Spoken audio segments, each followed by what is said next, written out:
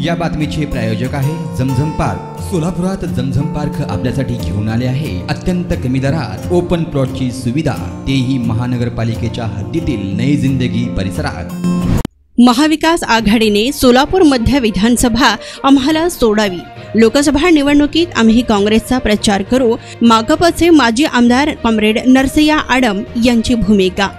प्रणिती शिंदे यांच्या विरोधात निवडणूक लढवलेली असली तरी भाजपा हा मुख्य विरोधक आहे, त्यांना हरविण्यासाठी आम्ही महाविकास आघाडीला साथ देऊ।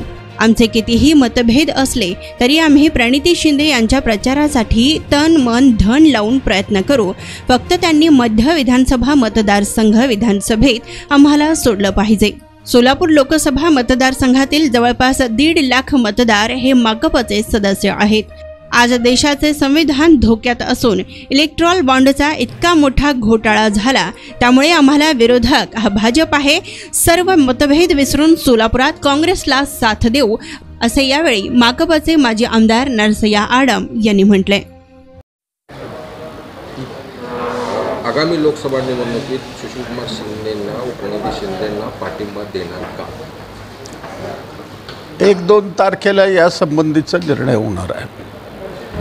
तुमची काय अट असणार आगामी लोकसभा निवडणूक? असं आहे, लोकसभेच्या निवडणुकीला भारतीय जनता पक्षाचा पराभव करावा असा आमच्या पक्षाने निर्णय घेतलेला आहे।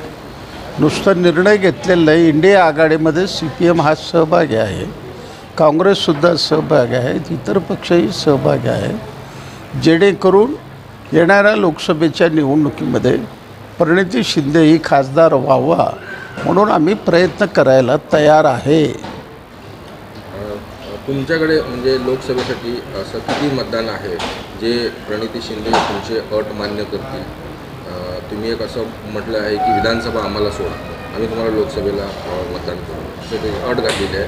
तर तुमच्याकडे मतदान किती आहे आणि त्या ह्याच्यावर प्रणिती शिंदे किंवा सुशीलकुमार शिंदे मानतील का तुमचे काय? असं आहे, आम्ही काय अट असं काही घातलेलं नाही, आम्ही अपेक्षा व्यक्त केली।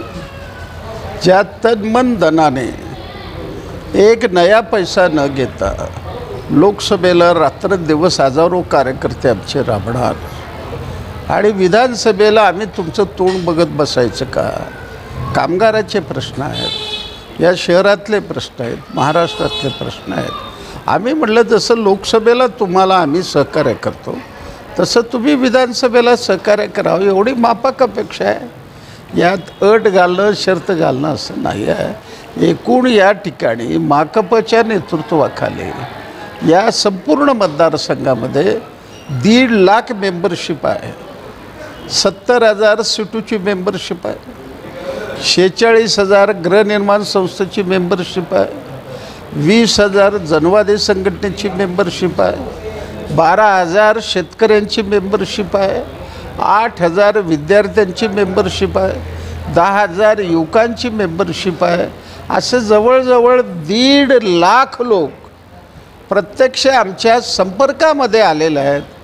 त्यांच्याकरता रात्रंदिवस रस्त्यावर उतरून आम्ही संघर्ष करतो आणि आम्ही जे त्यांना सांगू ते बहुतेक लोक पाळतील असा आम्हाला विश्वास आहे।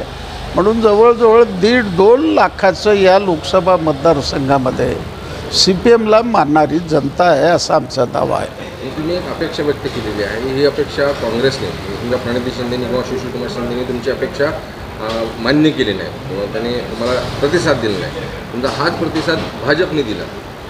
तर भाजपला तुम्ही म्हणजे लोकसभेत मतदान करून विधानसभेत मतदान ओढून घेणार का? कारण मध्यमध्ये पद्मशाली समाज हा मोठ्या संख्येने पण आहे आणि भाजपला मानणारा देखील एक मोठा गट आहे पद्मशाली समाजामध्ये।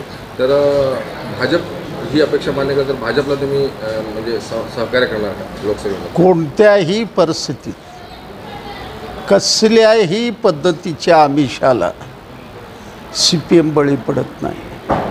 भारतीय जनता पक्षाचं कोणतंही ऑफर आम्ही बिलकुल मान्य करू शकत नाही। फक्त काँग्रेसवाल्याबरोबर अपेक्षा आहे, त्यांनी जर हे मानत नसेल तर 1-2 तारखेला राज्य कमिटीची बैठक आहे, त्या बैठकीमध्ये तपशीलवार चर्चा होईल, मग त्यात काय निर्णय घ्यायचा आम्ही ठरवू, जेणेकरून आमच्यामुळं भाजपचा उमेदवार विजयी झाला हा शिक्का आमच्यावर पडू नये ही काळजी आम्ही घेणार. नाशिक मतदारसंघातील एक जागा मागली आहे दिंडोरी, तर त्याच्याबद्दल काय तुमचं मत आहे? तुम्ही का ती जागा मागताय? आता असं आहे, अखिल भारतीय मान्य असलेलं मार्क्सवादी कम्युनिस्ट पक्ष आहे. आमची मान्यता टिकवण्याकरता किमान प्रत्येक राज्यामधून एक जागा आम्हाला लढवावी लागणार. गेल्या वेळेला दिंडोरीमधून आम्ही 1.25 लाख मतं घेतलेलं आहे. म्हणून आम्ही एवढीच अपेक्षा केली महाविकास आघाडीला की एक जागा फक्त CPMला द्या, राहिलेल्या 47 ठिकाणी CPM तुम्हाला सपोर्ट करायला तयार आहे. अजूनही महाविकास आघाडी त्यासंबंधी निर्णय घ्यायला तयार नाही. भाजप कुठेतरी सोलापुरात राम सातपूरच्या माध्यमातून रयनगरचं श्रेय घेण्याचा प्रयत्न करत आहेत का? कारण याच्यामागं गेल्या 15 वर्षापासून सोलापूरकर बघतायत की रयनगर स्थापन करण्यामध्ये अडम मस्तऱ्यांचा मोठा हात आहे. परंतु भाजपचे उमेदवार जे आहेत अलीकडे एक दिवसा अगोदर येऊन रयनगर भाजपने निर्माण केलेलं आहे, त्याच्यामागं भाजपचा मोठा हात आहे असं म्हटलं जातं. तर काय त्याच्यामागं हे श्रेय घेण्याचा प्रयत्न चालू आहे? 14 वर्ष वनवास आम्ही भोगलो, 30,000 सभासद भोगले, अनेक अपेष्टाला त्यांनी तोंड दिलं. त्यानंतर हे दिवस बघायला मिळालेले आहेत. याचं श्रेय भारतीय जनता पक्ष कसं घेणार? मला हे सांगा. शासनाने कार्यक्रम जाहीर केलं आणि ते कार्यक्रम कोणीही अंमलात आणू शकतं असं तुम्ही स्वतः जाहीर केलात आणि त्या पद्धतीनं ते आत्मसात आम्ही केलं आणि त्याची तुम्ही पूर्ण त्याची किमया तुम्ही घेत असेल तर कसं चालेल? मग तुमच्या ज्या स्कीम आहेत, उलटाचा प्रश्न आहे. आमदार विजयकुमार देशमुख माझ्या अगोदरपासून प्रयत्न करतात माथाडी लोकांना घर द्यायचं. 700-800पेक्षा जास्त घरं झाले नाही. नीलमनगरमध्ये प्रयत्न करतात सुभाष देशमुख, अजून त्यांच्या स्कीमला मान्यता मिळालेली नाही. पण आम्ही 30,000 घरं, किती आलपेष्टा केलं असेल, किती दिल्ली वारी केलं असेल, किती मुंबईची वारी केली असेल, किती लोकांचे आमच्यावरचे टोमणे, किती आम्ही केसेस अंगावर घेतले याचा हिशोब नाही आहे.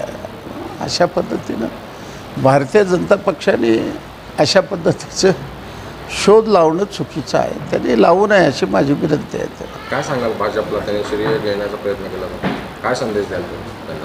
भारतीय जनताने तुम्ही तुमच्या पद्धतीचा प्रचार करा आणि इंडियावाले आमच्या आघाडीच्या कार्यक्रमावर आम्ही प्रचार करू.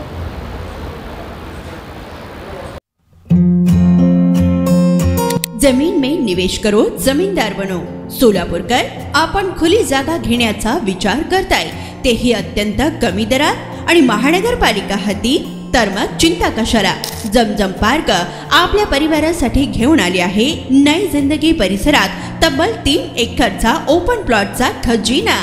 प्रशस्त रस्ते, अंतर्गत ड्रेनेज लाईन, स्ट्रीट लाईट, शाळा कॉलेजेस हे जवळ, 24 तास रहदारीचा परिसर, तसेच 80 फूट व 200 फूट रोड लगत विमानतळ जवळच असणारा हा भव्य प्रकल्प. आता मी नावाचा मालक नाही तर जमिनीचा मालकही होणार, तेही जमजम पार्क सोबत. बुकिंग सुरू. संपर्क 99 60 82 52 92.